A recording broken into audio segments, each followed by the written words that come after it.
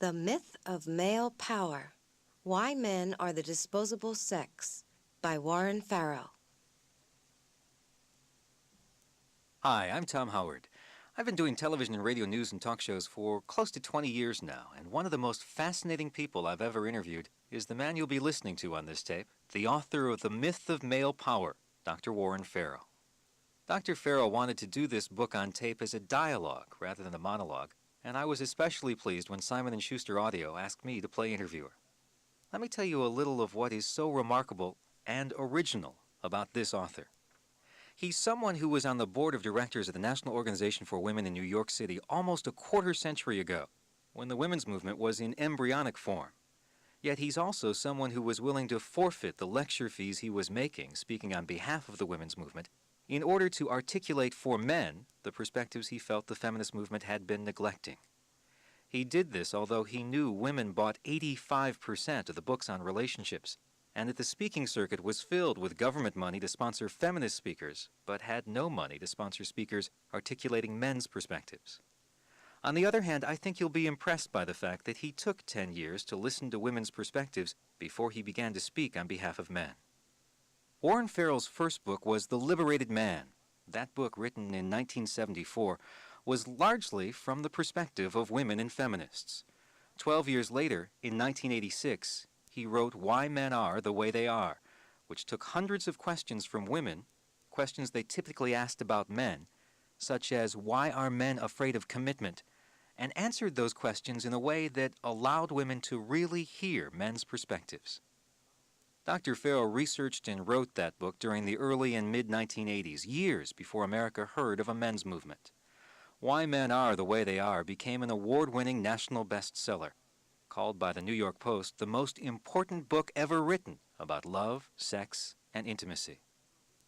It's particularly noteworthy that of the more than 600 men's and women's groups he's formed, about half of them have been women's groups.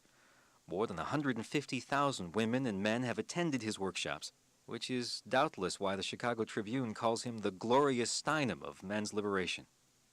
Warren Farrel has written for the New York Times and frequently appeared in Time and Newsweek. He's been interviewed by Peter Jennings, Barbara Walters, Larry King, and by me. He's appeared 8 times on The Phil Donahue Show, and I've missed him all 8 times, but he's also appeared numerous times on Oprah, 2020, The Today Show, The Tomorrow Show. He has appeared in People, on Real People, and on To Tell the Truth, believe it or not. And now enter Dr. Warren Farrel. It's time to tell his truth. Warren, right up front, I'm fascinated by this concept you talk about in your book about power. What do you mean by power? In The Myth of Male Power, what I'm trying to do is redefine what we mean by power. I'm saying power is the ability to control our own life. If we have the ability to control our own life, we have power. If we don't, if we're working for somebody else, if we feel obligated to take a job that we don't like in a coal mine or to become a principal rather than a teacher, and we love teaching, and then we earn more money and like it less, and then we die sooner as a result of stress, and someone else is spending our money while we're dead, I don't call that power. You point out in your book that men on average die 7 years earlier than women. Are you hoping that one result of this book will give men and women information that will help men live longer? Definitely. And that means getting men to understand what their feelings are, being able to express those feelings, getting the society to understand that what we're doing that is leading to men being 85% of the homeless, most of the alcoholics, most of the gamblers, 94% of the prisoners, and also most of the victims of homicide and suicide. It's funny, Tom, that we have really very few problems understanding that blacks are more likely to be victims of these problems because of their powerlessness as a group. But when men as a group are victims of each of these problems, we can't conceive that it might be because men have a different form of powerlessness. One of the things I wanted to talk to you about, Warren, is that I've seen you in front of workshops. I've seen you lecture. I've listened to tapes of yours. I've read your materials. I've read articles that you've written, as well as your books. And I've talked to people who've listened to your tapes and seen your work and read your work, and I've been really impressed the degree to which you seem to be able to to get over the barrier to both sexes? I mean, I've heard lots of women say, I'm real impressed with the sense I get that he understands how I feel as a woman, as well as able to explain what's going on with men. And it seems to me that one of the things that you really emphasize in this book is that although you think it's time for us to pay attention to what happens to males as far as powerlessness is concerned, that you are not in any way suggesting that we start denying women's experience of powerlessness. Yeah, absolutely. And I would really be sad if I have to spend 10 years of my life 10 years from now instead of countering people who are in need of, okay, I've understood that men are hurt in these various ways, and now now I'm going to put every woman down that I'm involved with. I think, it's really been my whole intent of getting involved in this gender dialogue from the very beginning was just seeing how the roles that I grew up with were just so unnecessarily limited, and how the girls that I was with they didn't have a sense of power and self-confidence. So you don't think that the old roles were good? I don't think that they were good by the standards we have today, but I do think that they were functional for survival of the species. Functional? Functional for the ability of the species to survive for thousands of years. What I'll be explaining in this tape is why the roles that used to be functional for survival have now become dysfunctional, and dysfunctional in almost an evolutionary instant, which is what's making our transition so tough. So you'll be taking us from the personal level to a larger societal level. Yes, and I'll be taking us from looking at the past where the sexes had to be role mates to looking at the future where the sexes, I believe, desire to be soulmates. On the personal level, what made you so interested in the women's movement for so many years, Warren? I think first, I can remember seeing my mother be so much happier at times in her life when she had her own source of income, some ability to spend without having to ask my father for money, somewhat like a welfare recipient does to the government. I can remember feeling sad that girls weren't taught to play team sports with us boys. I had a girlfriend who I especially wanted to be playing team sports with me, that they were taught to be prudish about sex. You can understand why I was not liking that. And yet we guys seem to be taught to be sex maniacs. And the whole concept of roles, people having to fit into straitjackets, seemed really sad to me, very confining, and I think really anti-human. The women's movement was the first thing that came along to start questioning what I had been questioning. So I assumed it would be helping both sexes to free themselves. Warren, how did you feel about the fact that women were more interested in all this stuff than men?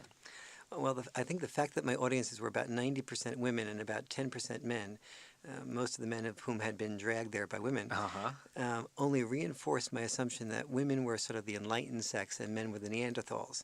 That women were sort of the smart women who were stuck with us guys, the foolish choices. Well, there must have been some ego gratification to being the country's leading male feminist, no? Not announced, Tom. Yes, yeah, I really, in fact, I really secretly loved this perspective. It allowed me, in a sense, to see myself as one of America's sort of sensitive New Age guys, sort of a new Top Gun. And feminists often ask me things like, Warren, how can we clone you? Do you have a brother? What in your background made you so secure? And I have to say that really it reinforced my secret pride. And the 3 or 4 invitations for new speaking engagements that I would get almost after each new engagement, or after each engagement, allowed me for a lot of financial security. Well, I would think that's an important point. Financial security usually leads to ideological lockjaw. So what loosened the jaw, so to speak? I love that phrase, ideological lockjaw. I think what loosened the jaw was reality. As most of the women who were my strongest supporters got divorced, I could only assume that the problem was their husbands. And most of these women agreed that the problem was their husbands. But one of the things that I observed in some of my feminist women friends was that they had something in common. And what they had in common was an increasing anger toward men, and almost a restlessness in their eyes that did not seem to reflect a deeper inner peace. And then I think as I was observing that, one day in one of those rare moments of internal security that occasionally you get, I asked myself whether whatever impact I might have had was a positive one. And I started wondering if the reason so many more women than men were listening to me was because I had been listening to women but not listening to men. And I reviewed some of the tapes from some of the hundreds of women's and men's groups that I had started. And I heard myself. And when women criticized men, I was seeing that I was calling it insight, assertiveness, women's liberation, independence, high self-esteem. But when men criticized women, I was calling it sexism, male chauvinism, defensiveness, rationalizing, backlash. I think I did it politely, but the men got the point. Soon the men weren't expressing their feelings, and then I found myself, as I was listening to these tapes, I heard myself criticizing these guys for not expressing their feelings right after I was criticizing them when they expressed their feelings. Then what happened? After listening to the tapes, I started listening a lot more to men. But then when women asked, why are men afraid of commitment, or feminists said, men have the power, my answer incorporated a different perspective, what I think was both sexes' perspectives.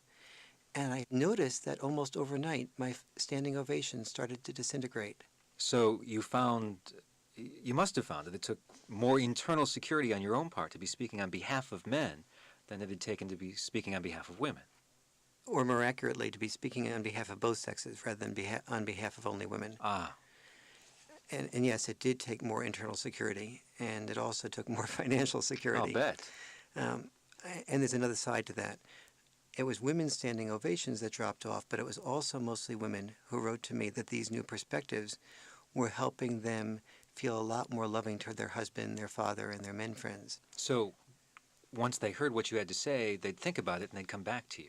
Exactly. Actually, I remember even one woman walking out of my lecture and then writing me a few weeks later that she ran by the things she objected to her husband, and her husband said he never felt so understood by her before, and so she came back to the lecture a second time to hear it from a different perspective again. And this was probably what encouraged you to write more about this. It encouraged me. It was exactly that type of letter that encouraged me to write more, and the women were usually very articulate about saying, put this stuff in writing, Warren. I didn't like it as much at first. But it's helping me a lot more than your praising of women. Okay, then, have we been misled by feminists? Yes, but it is not feminists' fault. How's that? Men have not spoken up, and women cannot hear what men do not say. I think that the fault that it's been is the fault of men. Men have to take the responsibility to say what we want, to turn a war in which only one side shows up into a dialogue in which both sexes speak up. How do we do that? By not assuming that an audio tape or a book about relationships such as this is for women. Men must take responsibility to end the era of relationship issues as women's issues. Women have contributed a tone, and I think that men must contribute theirs before we're ready for a synthesis. So is the myth of male power the flip side of feminism? No. Feminism says the world is patriarchal and male-dominated. The flip side would be the world is matriarchal and female-dominated. I'll be explaining why it's both male and female-dominated in different ways. I would be as strongly opposed to a view that the world is female-dominated as to a view that it's male-dominated because, as I'll try to explain, I believe both are inaccurate. Warren, are you a men's liberationist, a feminist, both, neither? Of course, I guess like everyone else, I'd rather be listened to than labeled. But I'm willing to call myself a men's liberationist or a masculist, quote unquote, as long as you define men's liberation as equal opportunity and equal responsibility for both sexes. And I'm also a feminist when feminism favors equal opportunity and responsibility for both sexes. And I oppose both movements when either one says, our sex is the oppressed sex, therefore we deserve rights. That to me is not gender liberation, but gender entitlement. So ultimately, I'm really not in favor of either a women's movement or a men's movement. I'm in favor of a gender transition movement. However, I oppose skipping past a men's movement until men have equally articulated our perspective. I think then, and only then, we'll be ready for a synthesis. Do you see a need for women's studies or men's studies? Or do you take the feminist position that history is men's studies? I see a temporary need for both women's studies and men's studies. One of the principal functions of women's studies is to question the traditional female role, and I strongly support that questioning of the traditional female role.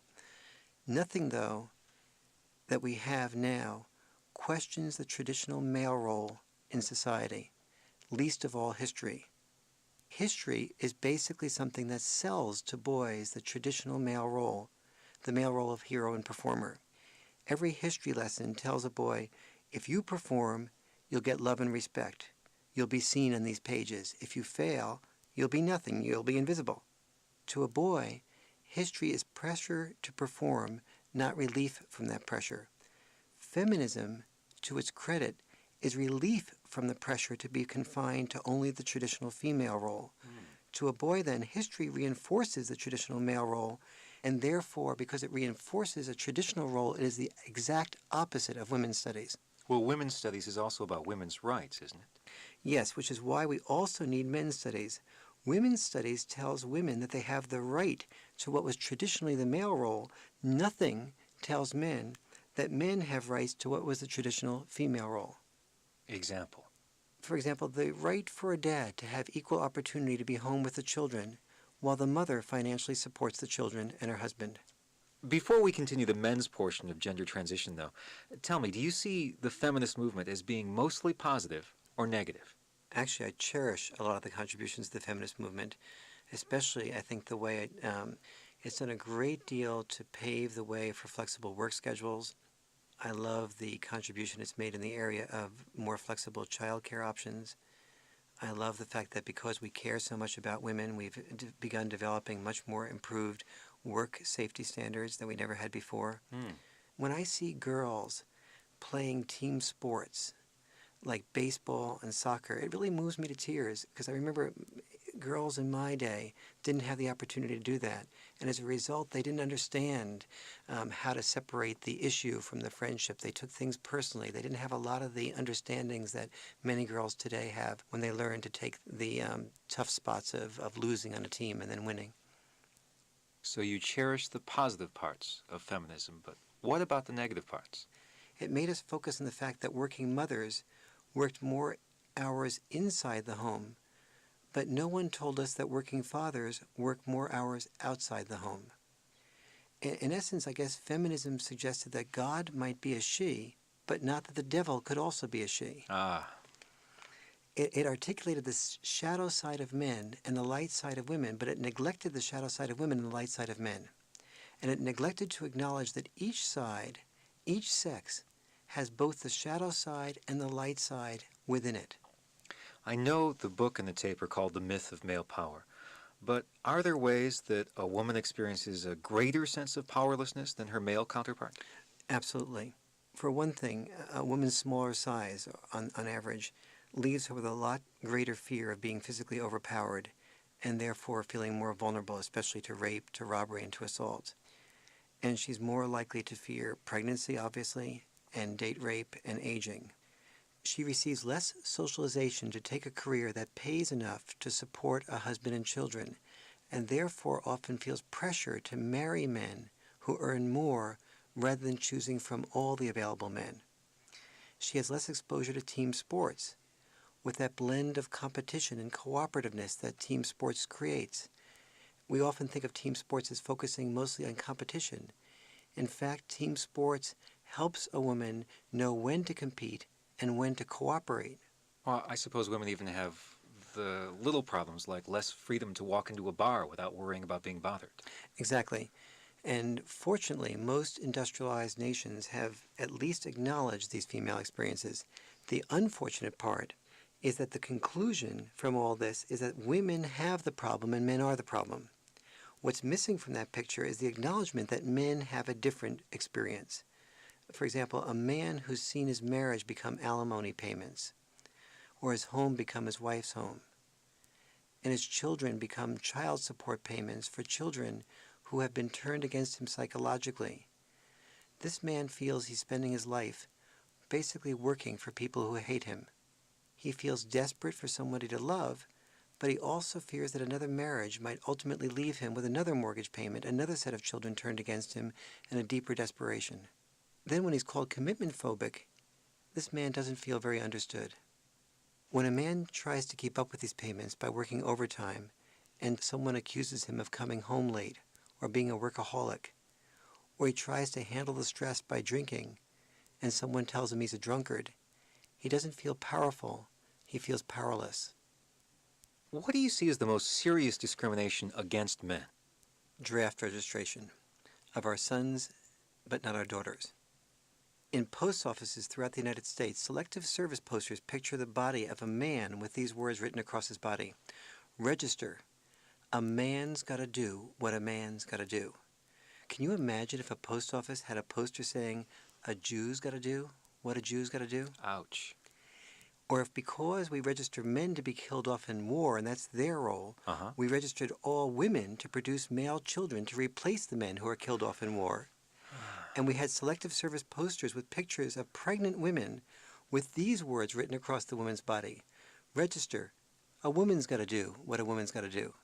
Obviously, there would be a few women who would say, a woman's body means a woman's choice. Exactly. Our slogan for a woman is, a woman's body, a woman's choice. Our slogan for a man is, a man's got to do what a man's got to do. And the question to me is this. How is it that if any other group were singled out to register for the draft based merely on its characteristics at birth, be that group blacks, Jews, women, gays, we would immediately recognize it as genocide? But when men are singled out based on their sex at birth, men, we're stupid enough to call it power. Well, now that women are joining the military, is that making things a bit more equal? Actually, not.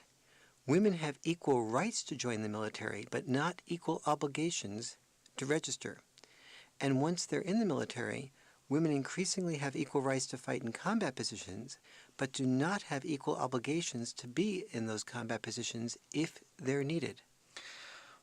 If the President of the United States were to extend affirmative action, let's say, to the military, what might that look like? Imagine for a moment music playing in your car radio, and an announcer's voice interrupts. We have a special bulletin from the President, and for some reason you decide not to switch stations. Okay. And the President announces, since 1.2 million American men have been killed in war, as part of my new program for equality, we will draft only women until 1.2 million American women have been killed in war. The single biggest barrier to getting men to look within is that what any other group would call powerlessness, men have been taught to call power. We don't call male killing sexism, we call it glory. We don't call the 1 million men who were killed or maimed in one battle in World War I, the Battle of the Somme, we don't call it a Holocaust, we call it serving the country. We don't call those who selected men to die murderers, we call them voters. If I get this right, what you're saying is that power is the control of one's life. So I guess I'd like to ask you to do two things for me, Warren. First, if you would elaborate on that a bit. And second, could you deal with whether men have the power we think they have in the traditional ways that power has been defined? The power of money, influence, status, that type of power. Could you start here for me with the control of your life power issue? Sure. In 1920, women in the United States lived 1 year longer than men. Today, women live 7 years longer. We acknowledge that blacks dying 6 years sooner than whites reflects the powerlessness of blacks in American society, yet men dying 7 years sooner than women is rarely seen as a reflection of the powerlessness of men in American society. If power means having control over one's life, then perhaps there's no better ranking of the impact of sex roles and racism combined on power over our lives than the life expectancy figures. And I'll give you those figures just for a second. At the top is females, white, average life expectancy 79. 79 years. 79 years, right. Second place is females, black, 74. Males, white, in third place, 72. Males, black, in fourth place, 65. So men's shorter life expectancy is one example of their powerlessness when power is defined as control over one's life. Yes, and another is men's greater tendency to commit suicide. I know men commit suicide about 4 times as often as women, but is that true in all age groups? No, until boys and girls are 9, their suicide rates are identical. It's from 10 to 14 that the boys' rate becomes twice as high as the girls', from 15 to 19, 4 times as high, and from 20 to 24, 6 times as high. In absolute numbers, as boys are exposed to the male role, their suicide rate increases 25,000%. Wow. Well, what about for older men versus older women? The suicide rate for men over 85 is 1,350% higher than for women over 85. Astounding. You know, we never hear about those kind of figures. Now, part of control over one's life has to do with being victimized by violence, and we do hear that women have to worry more about being victims of violence than men do. Is that true? No. Overall, men are almost twice as likely as women to be victims of violent crimes, even when rape is included. And men are 3 times more likely to be victims of murder. You know, in a sense, Warren, it sounds almost like you're saying men are the invisible victims of violence. I am. For example, when Rodney King was beaten by police, we called it violence against blacks, not violence against men. But if Regina King had been beaten, I think that a number of people would have mentioned it as violence against women. Well, before we get to the traditional forms of power, I'm fascinated by these unconscious ways in which men's powerlessness is invisible. Do you have any other examples? Okay. I don't know if you remember Steve Petrix, a journalist who lived here in San Diego. Every day he returned home to have lunch with his wife. One day as he got near his door, he heard his wife screaming. She was being attacked with a knife. Steve fought the assailant off, and his wife ran to call the police, and the intruder killed Steve. Steve was playing an invisible role, the role of unpaid bodyguard.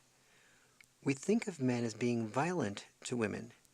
The invisible role is that we never think of men's unpaid role of being expected to protect any woman we are with any time she might be threatened.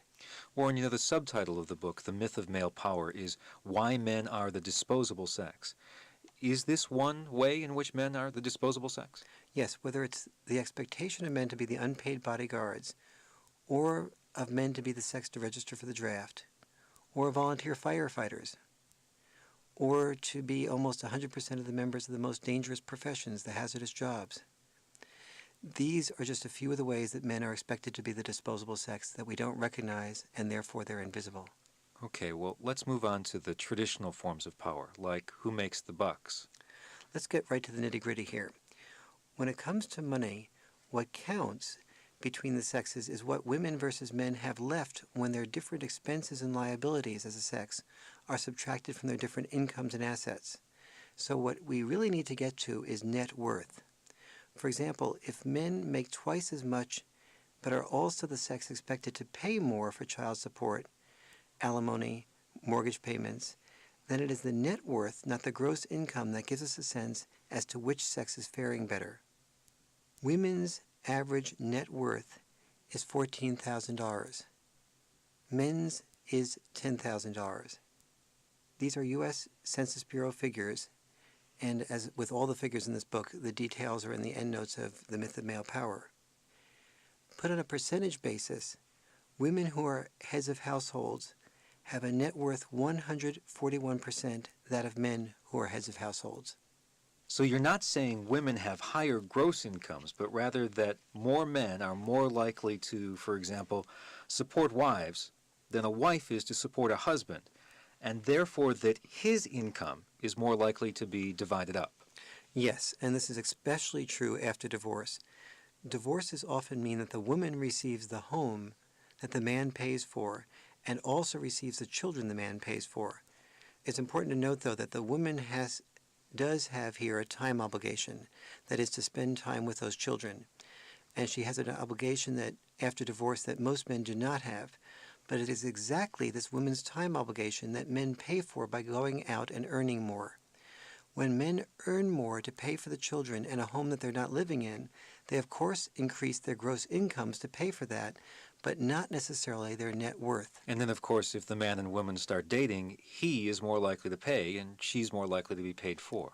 Yes, so he earns more money to pay for the dinner, the theater, the gas, but he also has more spending obligations. Now, what about the wealthiest people? Aren't they mostly men? No, surprisingly, the IRS reports that the wealthiest 1.5% of the population, those with assets over $500,000, among those people, women's net worth is also more than men's. And as I say, all the documentation for this is in the endnotes of The Myth of Male Power. How can so many of the wealthiest people be women when women hold almost none of the top corporate jobs? In part by marrying the men who hold those jobs and living after those men die. Ah. Women compete hard for men who compete hard.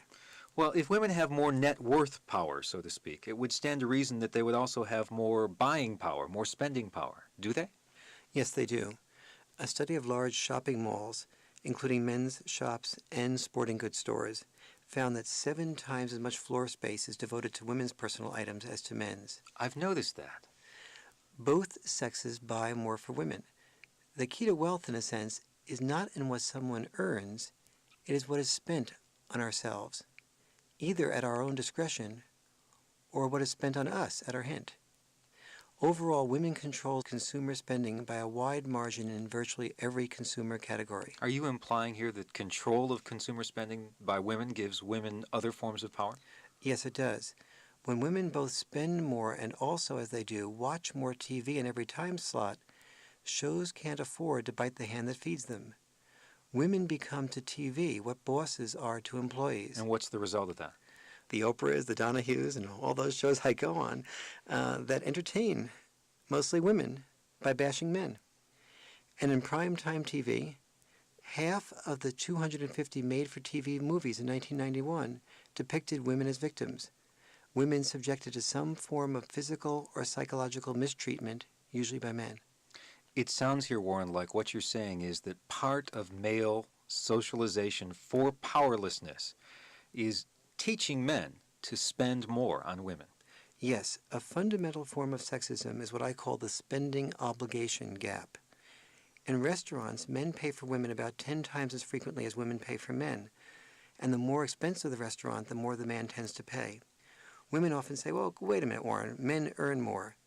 But when 2 women go off to a restaurant, they don't assume that the woman who earns more will pay the bill. That's a good point. The expectation on men to spend more on women creates the spending obligation gap. How do you think this expectation to spend more on women affects men's lives and their personalities? Let's get personal. How did it affect the decisions you made when you were young, Warren? I think I got a sense of the spending obligation gap as soon as I thought about my first date. As a teenager, I used to love babysitting. I loved kids, but it was the only way I could raid a refrigerator for free. And get paid. And have nobody holler at me. But then I got to the dating age, and alas, babysitting paid only 50 cents an hour, and lawn mowing paid $2 an hour. I hated lawn mowing. I hated the humidity in New Jersey, and the bug biting, and the noonday sun. And it made lawn mowing a lot less pleasant than raiding a refrigerator. But as soon as I started dating, I started mowing lawns. For boys, and I think lawn mowing is a metaphor for the way we soon learn to take jobs that we like less because they pay more. Around junior year of high school, boys begin to repress their interest in foreign languages and literature and art history and sociology and anthropology because we know that an art history major is going to make a lot less than an engineer. And as a result of his different spending expectation, the possibility that he might have to support a woman but can't expect a woman to support him, over 85% of students who take engineering as a college major are men, and over 80% of the people who take art history as majors are women.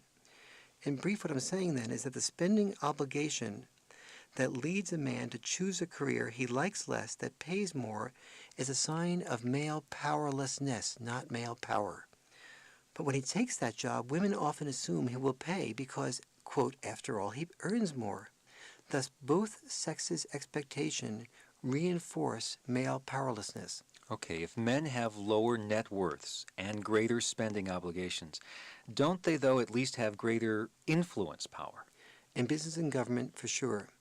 But let me explain why influence power is not real power. For example, if we told mothers, now listen, Mom, the more children you have, the more power you will have. Most mothers would be intelligent enough to laugh, at us. And if we then said, no, the more children you have, the more everyone will love you and respect you, the mother would legitimately understand that she's feeling pressured. She's not feeling empowered. Mm-hmm. But when we tell men, the more people you supervise, the more power you have, we buy it. Men, we are really the stupid sex. Men call things power that any woman would be smart enough to call powerlessness. Real power, then, does not come from caving in to pressure to expand our obligations. It comes from deciding what we want to do with our life. But didn't a lot of men at least have the satisfaction of having influence over others, something that women didn't have? Almost every woman had a primary role in the female-dominated family structure. Only a small percentage of men had a primary role in the male-dominated governmental and religious structures. Many mothers were, in a sense, the chair of the board of a small company, their family. Conversely, most men were on their company's assembly line, either its physical assembly line or its psychological assembly line. While theoretically the man was the master of the house, most men felt they were a visitor in their wife's castle, in the same way a woman would have felt like a visitor had she entered her husband's place of work. From a woman's perspective, a man's home is his castle. From a man's perspective, a woman's home is his mortgage. You know, Warren, we hear a lot about women working 2 jobs and men working 1. True? No. Women do work more hours inside the home, but what we don't hear about is the fact that men work more hours outside the home. The average man commutes farther, and he spends more time doing yard work, repairs, and painting. And when all these are combined, the University of Michigan study reported in the Journal of Economic Literature in 1991 found that the average man worked 61 hours per week, the average woman 56. So, Warren, overall, in the larger picture, this frequent comparison we've heard so much about women to minority groups such as blacks, I would think that you'd say that that's quite off base. It's very off base, and the off baseness basically started about in the 70s when an article in Psychology Today called Women as Nigger started comparing the situation of blacks to the situation of women. And it got all us feminist activists, myself included, to start comparing the oppression of blacks to the oppression of women. And that was where this comparison started that made use of the gains of the civil rights movement by painting women as victim. Now, it's not that the parallels didn't have a germ of truth, but what none of us realized was how each sex was, historically speaking, the other sex's slave in different ways. And therefore, neither sex was a nigger, because nigger implies that all the slavery is one-sided. Well, in what way did men have an equivalent experience to blacks or slaves? Blacks were forced via slavery to risk their lives in cotton fields so that whites might benefit economically while blacks died prematurely. Men were forced via the draft to risk their lives on battlefields so that everyone else might benefit economically while men died prematurely. The disproportionate number of blacks and males in war increases both blacks and males' likelihood of experiencing problems like post-traumatic stress, of becoming killers in post-war civilian life, and of dying earlier. Both slaves and men died to make the world free, but it was someone else's freedom. Slaves had their own children involuntarily taken away from them. Men still today have their own children involuntarily taken away from them. We tell women they have the right to children, and we tell men they have to fight for children. In divorce. Exactly. Anything else? Blacks were forced via slavery into society's most hazardous jobs. Men are forced via socialization into society's most hazardous jobs. Both slaves and men used to make up almost 100% of the death professions. Men still do. When slaves gave up their seats for whites, we called it subservience. When men give up their seats for women, we call it politeness. Similarly, we call it a symbol of subservience when slaves stood up as their master entered a room, but a symbol of politeness when men stand up as women enter the room. Blacks are more likely than whites to be homeless. Men are more likely than women to be homeless. Blacks are more likely than whites to be in prison. Men are 16 times as likely as women to be in prison. Blacks die earlier than whites. Men die earlier than women. Blacks are less likely than whites to attend college or graduate from college. Men are still less likely than women to attend college. 46% versus 54%. Some people are going to be surprised by those figures. Yes. But what about in the workplace? Apartheid forces blacks to mine diamonds for whites. Socialization expected men to work in different types of mines to pay for diamonds for women. Nowhere in history has there ever been a ruling class who was working to afford diamonds they could afford to give to the oppressed in hopes that the oppressed would love them more. blacks are more likely than whites to volunteer for war in the hopes of earning money to gain skills. Men are more likely than women to volunteer for war for the same reasons. Blacks are more likely than whites to subject themselves to the child abuse of boxing and football in the hopes of earning money, respect, and love. Men are more likely than women to subject themselves to the child abuse of boxing and football, and also with the same hopes. And it would also be very hard to find a single example in history in which a group that cast more than 50% of the vote got away with calling itself the victim, or an example of an oppressed group which chooses to vote for their oppressors more than it chooses to have its own members take responsibility for running for office. Women are the only minority group that is a majority, the only group that calls itself oppressed, that is able to control who is elected to every office in virtually every community in the country. Power is not in who holds the office. Power is in who chooses who holds the office. Good point. Blacks, Irish, and Jews never had close to 50% of the American vote. Women are the only oppressed group, quote unquote, to share the same parents as the oppressor, to be born in the middle class and upper middle class as frequently as the quote oppressor, to own more of the culture's luxury items than the quote oppressor. The only quote oppressed group whose quote unpaid labor enables them to buy most of the $50 billion worth of cosmetics sold each year. The only quote oppressed group that spends more on high fashion, brand name clothing than their oppressors. The only oppressed group that watches more TV during every time category than their oppressors. Well, feminists at one time were comparing marriage to slavery, with the female as slave. It really seems like an insult to women's intelligence to suggest that marriage is female slavery when we know it is 25 million American females who read an average of 20 romance novels per month, often with the fantasy of marriage. So we have to ask whether feminists are suggesting that 25 million American women have enslavement fantasies because they fantasize marriage, and whether this is the reason Danielle Steele is the best-selling author in the world. Never has there been a slave class that has spent a lot of time dreaming about being a slave and purchasing books and magazines that told them how to get a slave master to commit. Either marriage is something different than slavery for women, and it's a ticket to female options, or feminists are suggesting that women are not very intelligent. It sounds to me like you're saying that intelligent women have seen that marrying up frees them. Exactly. I'll be explaining in a little while how the woman married to the successful man has often been the one to free herself to have options that men do not have. So bottom line, what does all this mean?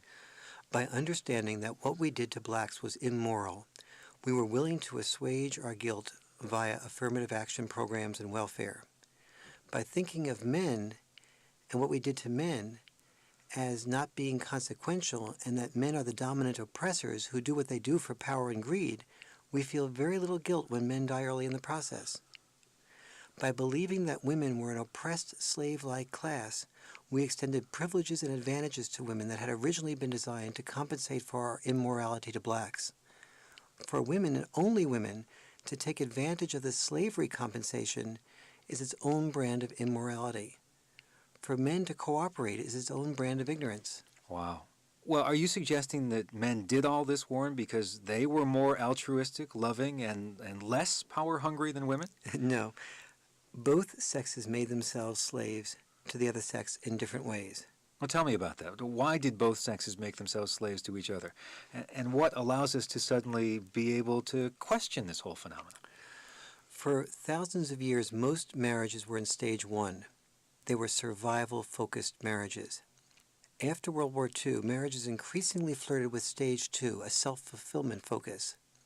In stage one, most couples were role mates. The woman raised the children. The man's role was to raise the money. In stage two, couples increasingly desired to be soulmates. They could do this only if they were in the middle class, though, and only once their survival needs were met. Then they could up the ante and redefine love. Redefine love? Yes, in stage one, a woman called it love if she found a man who was a good provider and protector. He called it love if she was beautiful and could take care of a home and children. Love meant a division of labor, and that division of labor led to a division of male and female interests. In stage 2, love can mean common interests and common values. Love's definition, therefore, is in transition. Well, did women begin redefining love first because they were the most oppressed and the most interested in love? No, that would suggest that the middle-class women were more oppressed than poor women, and that middle-class women were more interested in love than poor women. Around the world, it was middle and upper-class women who were the best able to redefine love because they were the first group to be free from the preoccupation with survival. But these women got free from preoccupation with survival by being married to successful men. So weren't these successful men then equally free to focus on redefining love? No, they were too preoccupied with providing the success. Oh, okay. The very success that freed the women. Right. That is, they could have protested, but when women chose the type of men who got love and respect by succeeding, they also chose the type of man who was more prone to being a money machine than a loving dad.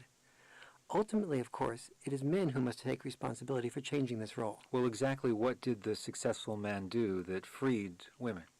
First, successful men created the technology that allowed women to go from being a baby machine, cooking machine, and a cleaning machine to have time for love. That is, if you think about an 1890s woman, let's say Abigail, Okay. she had an average of 8 children, statistically. A 1990s woman, say Cindy, has options. She can have no children or 10 children, but typically she had 2 children. She was no longer a baby machine. Abigail, the 1890s woman, cooked meals for 10 people from scratch. She sewed clothes with calloused hands in a house without central heating and without electricity. Cindy could put a pre-prepared meal in a microwave oven and expect help from a dishwasher, a washing machine, a freezer, a telephone, a car, and a 24-hour supermarket. All of this led to a woman's lifespan increasing by almost 50% since 1920. Well, what did male technology do for men?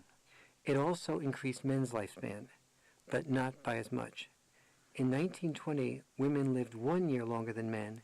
Today, women live 7 years longer than men. Men did a better job creating better homes and gardens for their wives than they did creating safer coal mines and construction sites for themselves. Men went from being a performing machine near the home to being a performing machine away from home. In the process, men were disconnected from their families, from love, and this created in men little deaths every day. You're saying then that this male technology that's so criticized by the feminist movement in reality led to the male role saving women more frequently than the female role saved men. Exactly. Feminists sometimes criticized male technology for conspiring to constrict women's reproductive freedom, women's right to choose, for example. But male technology actually created women's right to choose. It created birth control, and it created safe abortions. Birth control for women did more than any other single thing to free women, and it would do more than any other single thing to free men. But men invented the female pill, but no one invented the male pill. So all of this created a woman with a longer lifespan. It created a woman who had more options if she was married to a successful man. For example, when the successful single woman meets a successful single man, they appear on the surface to be equals. But should they marry and consider children, she almost invariably considers 3 options. Option 1, work full-time. Option 2, mother full-time. Option 3, some combination of working and mothering. He also considers 3 options, slightly different options. Option 1, work full-time. Option 2, work full-time. And option 3? Work full-time, right. Yeah. Or even work overtime or 2 jobs. So we're living then in an era of the multi-option woman and the no-option man. But remember, the woman only has multiple options if she is married to the successful man. And because women know this, or at least they sense it, this has led to the continuing pressure on men to be successful in order to get female love. So it sounds to me like you're saying that men have been kowtowing to this pressure rather than protesting it. Yes, the society will never change until men speak up. But the important thing about women's options is that it allows a woman to tailor-make her life to her personality. Tell me about that.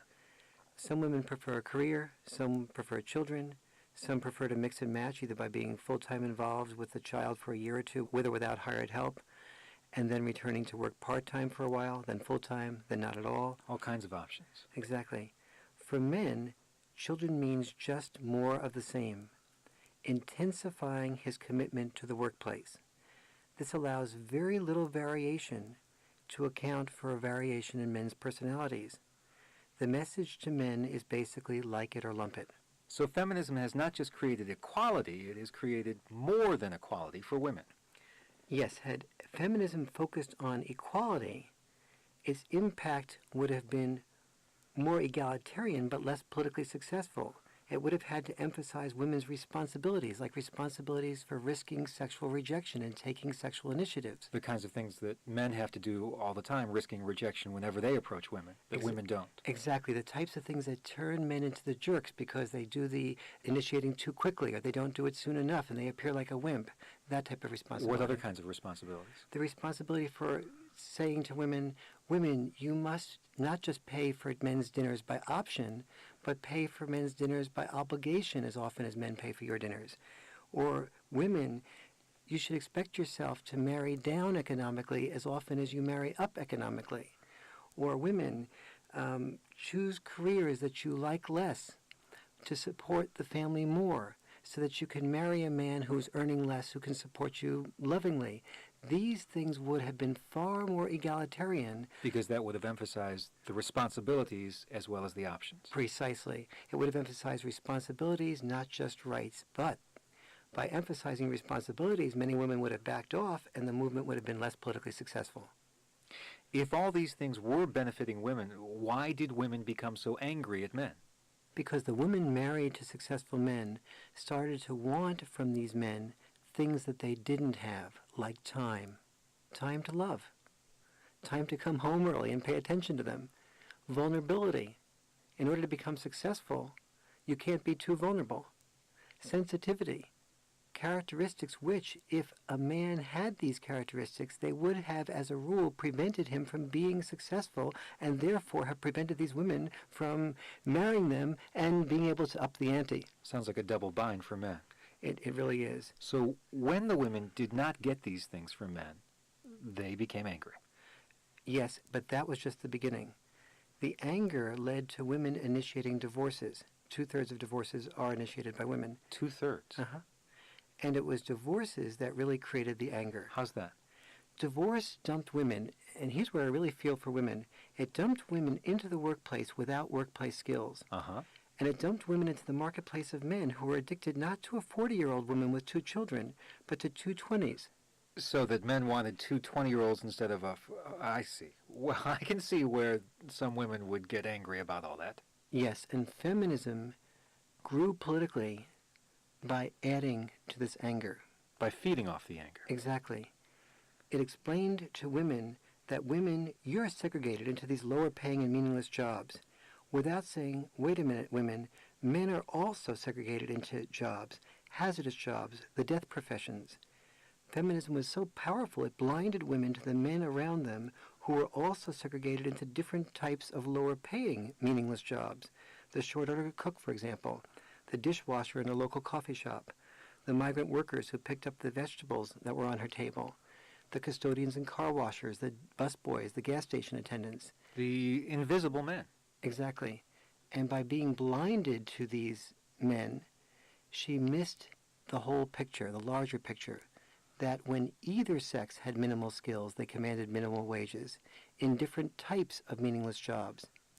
By being blinded to this larger picture, she became increasingly angry. Well, did the anger also come from the fact that men as a group earn more than women as a group? Yes.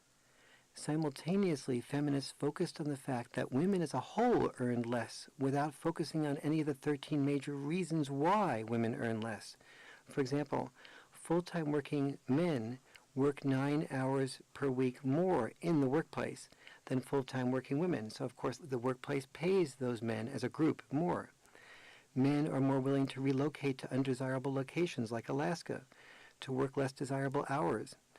By calling the difference in pay discrimination and not explaining the reasons for the difference, women were left angry rather than empowered. Had they known the reasons for the difference, they would have been empowered to make up the difference. What do you think was the most important misrepresentation that feminism perpetrated, leading to an unnecessary increase in anger among women?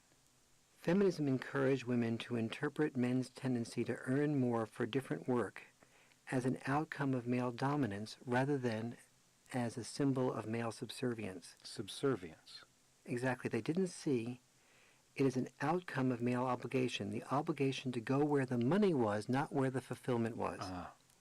For a man, following money was primary, following fulfillment was secondary. For him, divorce also created a change. He still followed money to support a family economically. After divorce, he had no family to support him emotionally. Well, in your view, Warren, are men doing anything other than being silent about this? They're doing what most silent people do. They're becoming passive-aggressive. Rather than confronting the female anger, men are increasingly feeling that their only form of relationship power is not getting into a relationship. In my opinion, this is really sad for both sexes. It puzzles me, Warren, that men would be neither changing nor speaking up about this. Divorce has led to women changing because divorce has changed women's source of income. It changed it from men only to some combination of men and work. Divorces did not lead to men changing because divorces only increased the pressure on men to focus on income. It led to millions of men taking on 5 payments that are rarely assessed to women. After divorce, men often take on child support, mortgage payments on a home that they no longer live in, apartment rental, alimony, and dating. This led to men doing more of the same and therefore being more of the same.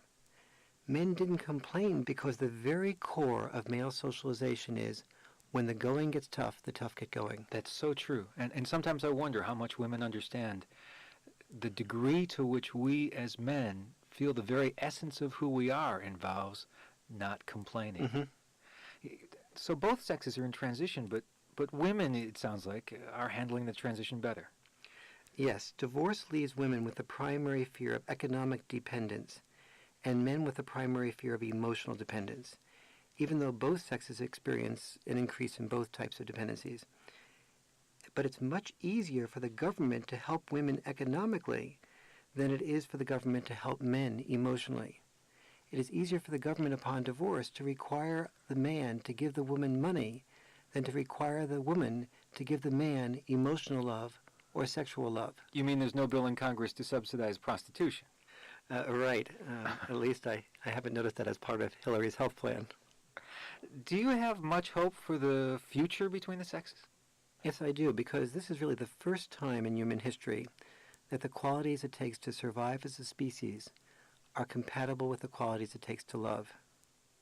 In the past, choosing the killer male led to the survival of the fittest. In the future, with nuclear technology, choosing the killer male leads to the potential destruction of everyone. So what was functional has become dysfunctional. And choosing the killer male was not compatible with choosing a loving male. Correct. In the past, men had to be cut off from their feelings, or they would not have been willing to die to protect the family and the community. So women had to fall in love with people who were inherently incapable of loving. In the future, women can afford to fall in love less and less with the killer protector and more with the nurturer connector. In the past, survival, marriage, and the family all required the killer male. In the future, survival, marriage, and the family will all require the communicative male. You said that what was functional has become dysfunctional. How does that relate to the whole idea of dysfunctional family? Completely. We often think of our parents, what therapists call our family of origin, as dysfunctional. I think it would be more accurate and also more compassionate to call our parents stage 1 functional. Tell me about that. For example, when divorce would have led to starvation, societies were forced to make divorce a taboo. So since a family had no option but to work together, codependency was viable. It was stage 1 functional. So what changed? The ability of men to create technology that allowed people to get beyond starvation problems, allowed people to have the freedom to say, is my husband somebody who's paying attention to me? Is this really love? Which allowed women to initiate divorces, which allowed for divorces. And then divorces forced women and men to say, wait a minute, I have to prepare myself not to be codependent, but to be independent. So once divorces became allowed, codependency was no longer functional. Precisely. Now, in stage 2, codependency has become dysfunctional. But not understanding this has led us to blaming our parents rather than crediting our parents with having worked so hard to create the conditions that allowed us to ask the questions like, are we communicating? Are we listening? Are we loving each other? Our parents couldn't afford to listen because if our fathers listened to their feelings, they would say, I don't want to work at this type of job to get 10 children through a depression. But what our fathers and those so-called dysfunctional families of the past that we were blaming, what they were actually doing, in their view, was teaching us survival skills. And they were teaching us survival skills for their time and even for our own time, because if a Great Depression comes again or a recession comes again, we're going to need those survival skills of cutting off from our feelings in order to survive first. Feelings, depression, things like that, they are luxuries of people who have taken care of their survival skills. It sounds like you feel, Warren, that we've been unnecessarily blaming our parents and blaming men. We've been blaming, ironically, both groups that have freed the world to be able to go beyond survival concerns and get into doing things like we're doing today, going down the road in a car, listening with this technology to a tape that gets us to think more in a refined and loving way about the world. And there's something about a non-blame approach that you think is also beneficial as we move into stage 2. A non-blame approach I would not suggest if there was really a need for blame. However, it's wonderful when there isn't a need for blame because a non-blame approach is also extremely therapeutic. A blame approach is very non-therapeutic. You talk about in your book, I think, about a non-blame approach allowing us to become much more loving and accepting and moving from stage 1 to stage 2 in a way that makes life more fulfilling for all of us. Instead of having the war of a women's movement, then the war of a men's movement, we have the option of a gender transition movement where we're all looking inside of ourselves and saying, yep, we're stuck in the past that was functional for our parents, and we have an opportunity. We should be celebrating in a way we've never celebrated before. For the first time in human history, we have the option to love each other. And what are we doing? We're spending 25 years blaming men. That's sad. I think I hear you saying that in stage 2, successful men have freed women, but forgotten to free themselves, and that in stage 1, both sexes were slaves in different ways. Okay, what about the feminist claim that women were treated as property? Women were treated as property. What the feminists missed, though, was the understanding that men were treated as less than property. Less than property. That is, that men were expected to die before their property was hurt. They were expected to protect their property before themselves. If a woman committed a crime under English law, the man went to jail. Feminists never told us about that. Even if a woman spent too much in running her home, her responsibility, it was the man who went to debtor's prison. Why was property often passed down through men and not through women? Property was passed down through men because men were not worthy of a woman until they had property. It was the man's responsibility to provide the property. So providing property was a sign of obligation, not of privilege. Yes, but this did not mean that men had more obligation in the larger picture than women did. Women had the obligation or the responsibility to provide for the children. Neither sex had rights. That's been the misunderstanding of the last 25 years, that the sexes were expected to have rights. Both sexes, in fact, had not rights but obligations and expectations, and if they fulfilled those expectations and obligations, they received status and privileges. The status and the privileges were the bribes to get people to fulfill their obligations. In other words, they got status for being subservient? Essentially, yes. For example, men got the status of being a hero for being a good servant. The very word hero, interestingly enough, comes from the Greek sero, S-E-R-O-W, from which comes our word servant, as well as our word slave, and as well as our word protector. And that's almost perfect because that's what a hero was, basically a slave whose purpose was to serve and protect. To protect the community in general was part of his job, and also to protect women and children in particular. In exchange, heroes received the respect and love of those that they protected. But appreciation is a tricky thing. Just as appreciation we gave our mothers for cooking kept our mothers cooking, So the money and the medals that we gave men kept them slaves to their role as heroes. In some respects, appreciation keeps a slave a slave. Was it mostly in war that men were the disposable sex or less than property? Mostly, but definitely not exclusively. Historically, men have been the beasts of burden, whether it was building pyramids or the railroad tracks across America, in which thousands of men died, so that the rest of us could basically be served dinner in a dining car. In almost every country and every century, men were not thought of as property or animals. They were just used that way. The 15th century Incas did not have horses to speed messages over long distances up and down their mountain paths, so they used men. They paid the money that fed their families when the men died. But wait a minute, weren't these rules made by men? These rules were made actually by the needs of survival. The rules were technically made by men, but what does it say about men that they made rules to sacrifice themselves for their families? The rules were made not to serve men's needs, but to serve the needs of survival. Survival of the whole group. Exactly, men, women, and children. And what served the needs for survival was reinforced by both sexes. Women inside the home, men outside the home, both reinforced it. In our own country, though, here in the United States, haven't women been more the second-class citizens than men? That's been the theory, but it's not correct. Both sexes have been second-class citizens in different ways. During the Civil War, for example, there were two groups that were able to avoid the draft: females and upper-class males. Any female was the equivalent of an upper-class male in this respect, except that even the upper-class men had to buy their way out of death. Some upper-class men could do this by paying $300 to a poor man. This allowed the poor man's family to survive, while about 500,000 poor men were killed in the Civil War. So in total, 623,000 men during the Civil War were killed, the equivalent of 11 Vietnam Wars. Try to imagine 11 Vietnam Wars in a row in which only women were drafted and killed. Wow.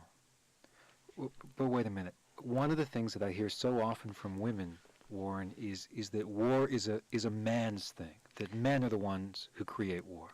It was the man's role. But, for example, even upper-class men in the South rarely ran ads for substitutes because, as the award-winning series on PBS explained, the women wouldn't permit it. In both the North and the South, women hissed at men who wouldn't fight. And even today, when men try to avoid war, both sexes still metaphorically hiss and boo. You could ask Dan Quayle, you can ask Bill Clinton. Okay. And yet no one booed when Geraldine Ferraro avoided war. So a man has a strong push to try to become a hero. Is this involvement of women supporting men to fight true historically and across different cultures? Absolutely. There are no enduring legends that I'm aware of in which the beautiful princess falls in love with the conscientious objector. Okay.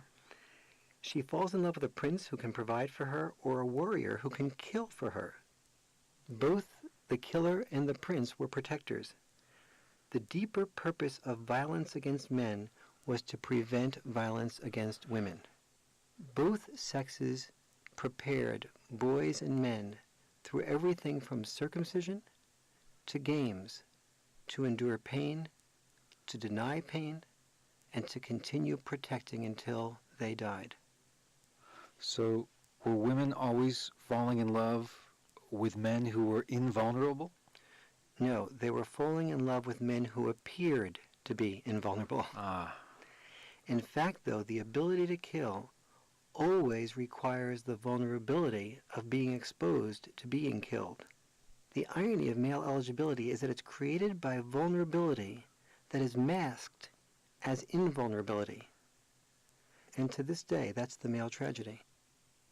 Okay, but Warren, tell me, what incentive do women have to give up this power of having a class of people called men brainwashed into protecting them and at the same time being fool enough to call it power? No incentive. No, actually, there are two incentives. Okay. First, when males are expected to protect women with their strength, the risk is that the very strength that protects them in one instance can be used against them in another.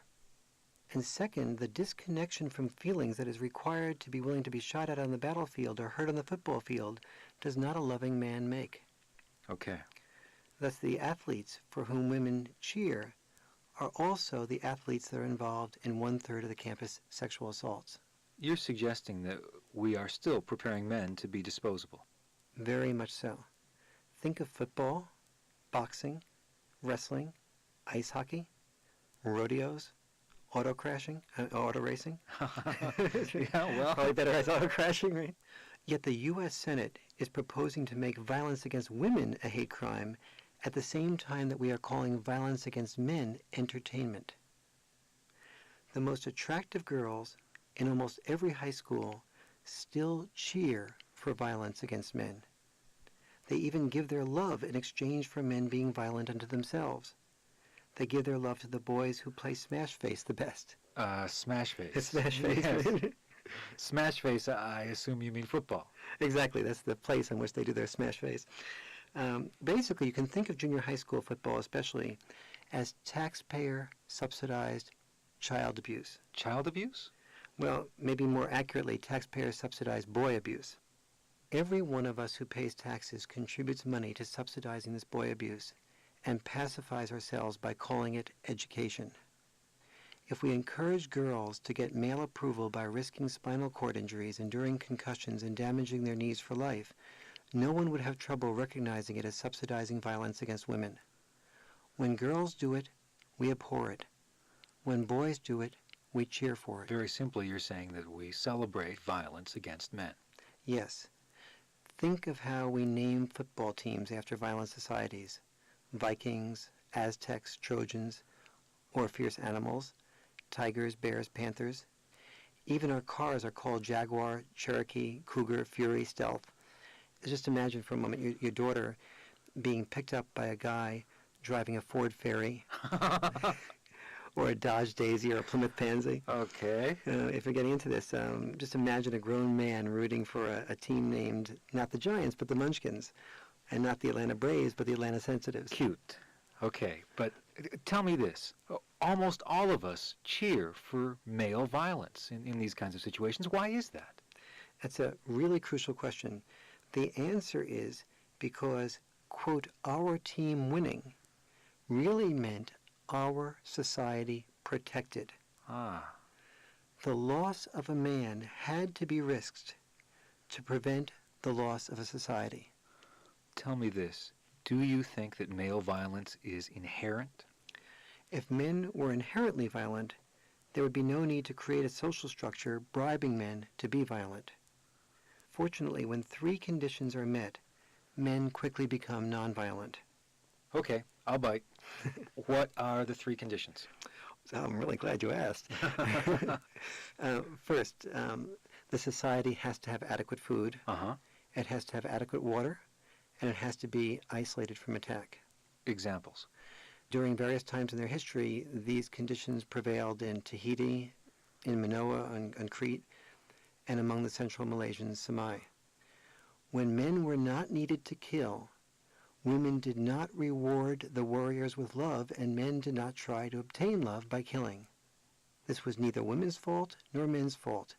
It was the fact that killing, at that point, was needed to survive. So the historians who've been suggesting that matriarchal societies were superior because men and women worked in partnership, those historians are avoiding the fact that partnership was not a result of matriarchy, but a result of unthreatening conditions? Yes. When there was plenty of food and water and no threat of attack, men didn't have to be killing, they didn't have to be off killing, so they could be part of a partnership at home. It's false to call that patriarchy or matriarchy. It was just different survival conditions. Wait a minute, aren't these historians calling it matriarchy because, for example, female gods were primary and not male gods? Male gods were primary when protection was the primary need. They were not primary when protection was not the primary need. The sad part about this matriarchal labeling is that it makes male sacrifice look like male dominance and makes peace and partnership look like the responsibility of women, rather than the outcome of adequate food and adequate water and a good defense provided at the sacrifice of men. Okay, About how long do you think it takes for men to go from violent to nonviolent? Men adapt amazingly quickly when we give them different approval cues. It didn't, for example, take the Japanese men very long to turn swords into stock shares. During World War II, we thought of the Japanese man as extremely violent. Now we think of the Japanese man as much more peaceful. Feminists say that empire building is proof of male greed and male violence, male aggressiveness. Both sexes have greed and aggressiveness as their shadow side. Both sexes needed greed in order to access a short supply of food at certain times. But there are two important things to know about empires.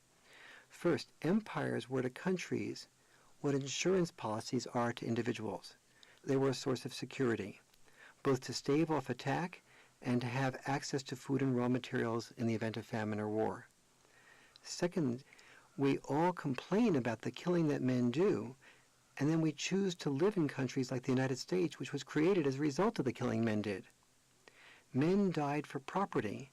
Women often live on the property that was their husband's grave. Major powers became major powers by the death of boys.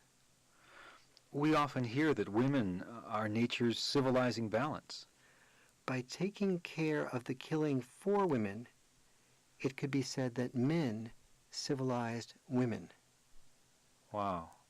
That's a fascinating way of conceptualizing this whole thing. Let's deal with the issue of self-esteem. Feminists like Gloria Steinem, for example, in her recent book, Revolution from Within, say that women were second-class citizens in the sense of being the sex that developed low self-esteem. Both sexes learned to define as high self-esteem something which was really a high degree of conformity, the opposite of what we today think of as self-esteem. Conformity to what society needed, exactly, right. Spartans, for example, if they were preparing for war, they removed the boys from the home at the age of 7. They put the boys through a desensitization to feelings, to flogging so fierce that a lot of them died in the process. Now, preparing a boy to die at the age of 7 does not create in him high self-esteem. In stage 1, we gave both sexes status and appreciation in exchange for making themselves subservient, a slave to roles that were necessary to perpetuate the species. That's a very different definition of self-esteem than we think of today about having a high amount of internal security that would have allowed people to be in touch with their feelings, that would have prevented them from being slaves and subservient to certain roles. What about the argument that polygyny, one man having many wives, was an example of women as men's property? Polygyny was a system by which the rich man, by having more than one wife, prevented a woman from being stuck with a poor man. The person who was deprived was actually the man who was poor. He was deprived of love, in essence, because he couldn't afford a woman. Perhaps the ultimate example of polygyny is among nuns, all of whom, as you know, quote, marry Christ. While Christ assumes the protection of many women, the nuns take vows of celibacy.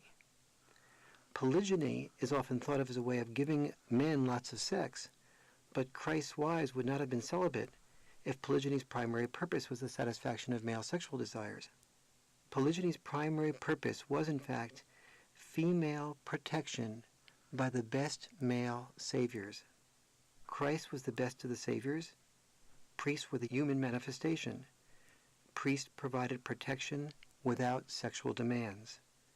They provided the ability to listen to women without burdening her with having her have to listen to him. If all of this protection, Warren, this protection of women, is so built into our psyche, should we even be trying to change it? Conservatives say this is the way it was in the past and this is the way it should be in the future. I say no. The important question is not, is it natural, but is it functional? If a baby is born naturally with a handicap, we don't say, listen, baby, your handicap is natural. We'll teach you to increase it. But that's basically what we do with men's aggressiveness and women's passivity. That division was functional in the past, but now for the first time in human history, both sexes have the opportunity to be both full human beings. In fact, the only way we will survive is by not training men to be killers and by training women to be independent enough to not be dependent on the killer protector who, with nuclear technology, will really be the killer destroyer. Aside from violent sports and the male-only draft registration, in what other ways are men, as you say, being prepared for disposability? The death professions are all almost 100% men. By death professions, I'm assuming you mean hazardous jobs. Yes. Jobs like lumberjack, truckers, construction worker, jobs that lead to 94% of occupational deaths occurring to men. Few people are aware that every day almost as many men are killed at work as were killed during the average day in Vietnam. So when we heard from feminists that women were being segregated into all the worst jobs, we didn't hear from them that men were being segregated into the death professions. Yes. However, feminists like myself were also not accurate when we said that women were segregated into all the worst jobs. Tell me about that. For example, when the Jobs-Related Almanac ranked 250 jobs from best to worst based on a combination of salary, stress, work environment, outlook, security, physical demands, they found that 24 of the 25 worst jobs were almost all male jobs. Some examples? Truck driver, sheet metal worker, roofer, boiler maker, lumberjack, carpenter, construction worker or foreman, construction machinery operator, football player, welder, millwright, iron worker. Each of the jobs I just mentioned have one thing in common, 95 to 100% men. And you're saying these are not just hazardous jobs, but jobs that have the worst of everything, from salary to stress to outlook for security and so on. Why are professions like this so likely to have such a high percentage of men? Remember what we said about men having higher gross incomes but lower net worth because, for example, while the woman might have the burden of caring for 3 children, the man is more likely to have the burden of supplying the income for those 3 children and himself and his wife. So he's more likely to have a job that will take care of providing the income for all those people. A job under desperate situations. Exactly. Just as women are more likely to get up at 3 in the morning to breastfeed a crying baby, a man is more likely to drive a truck at 3 in the morning to provide the rest of the food for that crying baby. When you suggest the death professions pay more as a sort of death professions bonus, I think you call it, are you also implying that jobs with high percentages of females tend to pay less because of more desirable conditions? Professions that have 85% or more females have in common 7 of 8 characteristics, what might be called the female occupation formula. What is common to these 8 characteristics is 2 things. One is they are desirable, and second, because they're desirable, they're much in demand, and because a lot of people want them, employers can afford to pay less. I think it's probably my job to ask you here what these 8 characteristics are. We'll make you into the thinking person's Ed McMahon here. Thanks. I noticed you didn't say the thinking man's Ed McMahon. Oh, politically correct in spite of myself. Okay, but you're not going to get away with this. You haven't forgotten those 8 characteristics, right? Okay. Here goes. First, the ability to psychologically check out at the end of the day. For example, a department store clerk can check out. A lawyer can't. Not taking the job home with you. Exactly. Physical safety.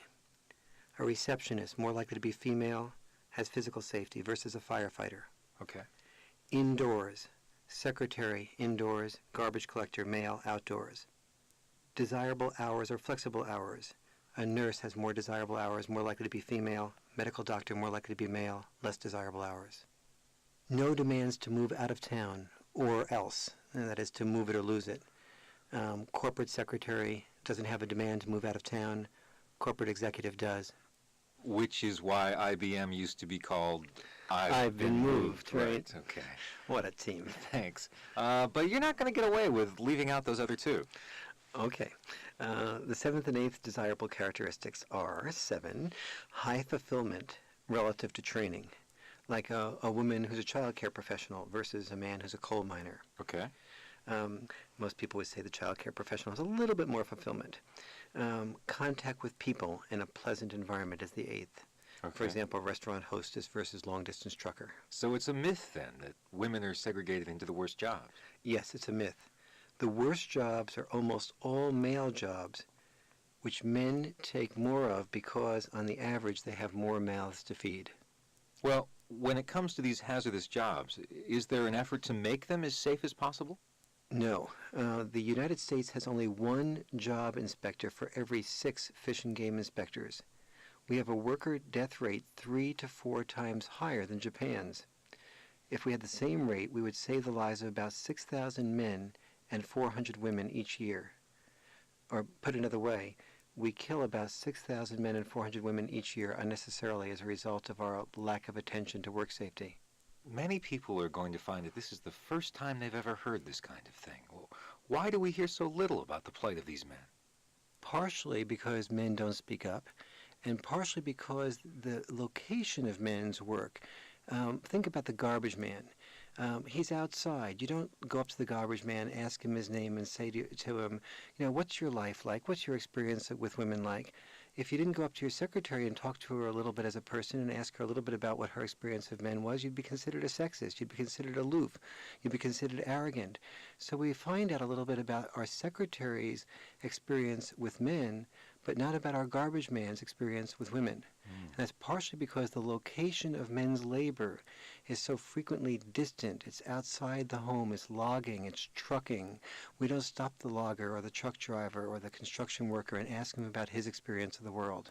You know, Warren, that reminds me of something else that I've heard you say, that when a woman meets a doctor, we often overhear her say to her woman friends, I met this wonderful doctor. But we rarely hear a woman say to a woman friend, I met this wonderful garbage man. Yes, the garbage man is much more likely to be invisible in her life, invisible to her, and she doesn't seek him out. She really doesn't see him. What are the consequences of these second-choice men being invisible? We hear, for example, of things like the glass ceiling, women's experience of discrimination, but we don't hear about men's experience of discrimination because no one talks to these men, no one sees these men, no one hears these men, so we don't hear about the equivalent of the glass ceiling, what I would call the glass cellar. The glass cellar. What does that mean? Meaning the invisible barrier that keeps men in 24 out of the 25 worst jobs. And these are what I call the glass cellar jobs. In the book version of The Myth of Male Power, you take the reader on a trip around your neighborhood to make the experience of these invisible men more visible. Can you take us on that trip here? Okay, let me try to. I remember I had just finished researching how about 70% of the garbage collectors in the city of San Diego, where I live, suffered job-related injuries in the past year alone. And as I was finishing the work on that, I heard the roar of the garbage truck go by my house. And for the first time in my life, when I went out to take the garbage out, because I, typically speaking, don't do it until I hear that roar, I actually allowed myself to look in the face of the man picking up the garbage. And it wasn't until 2 or 3 weeks later that I allowed myself to talk to him, to make connection with him as a human being. And then I was starting to see things that I had never seen before. I saw a lumbar support belt he was wearing, which reminded me of his disproportionate chances for back injuries that I had read about, hernias, rectal cancer, cirrhosis of the liver, or just plain being hit by a passing automobile. Many people have no idea how much hazard there is in that profession. And this recalled to me the story of a garbage collector that I had just finished reading about named Terry Hennessy. And this is, by the way, a real story. He had been compacting trash in San Diego, and several plastic bags of human blood splattered into his face while he was compacting the trash. Wow. And just a few weeks later, he found a World War II hand grenade with a pin in it. Well, it's pretty hard to find a hand grenade without a pin in it, I guess. And some months later, Terry picked up a load of radioactive waste. His colleagues tell similar stories. One of them tells the story of battery acid splattering on their clothes and faces, and of the compacting process forcing chlorine to shoot out of a container, setting a man on fire. Wow. Others tell of experiences of hot fireplace ashes being dumped into the trash and igniting the back of a truck, or of liquid cyanide spilling over them. Why don't we hear about any of this? In part because these men never speak up. They tend to turn each other's misfortune into humor. If they have an experience with cyanide, they start calling each other the cyanide man or the radioactive man or so on. And the result is I never felt for these men because I never really heard anything about what they were feeling.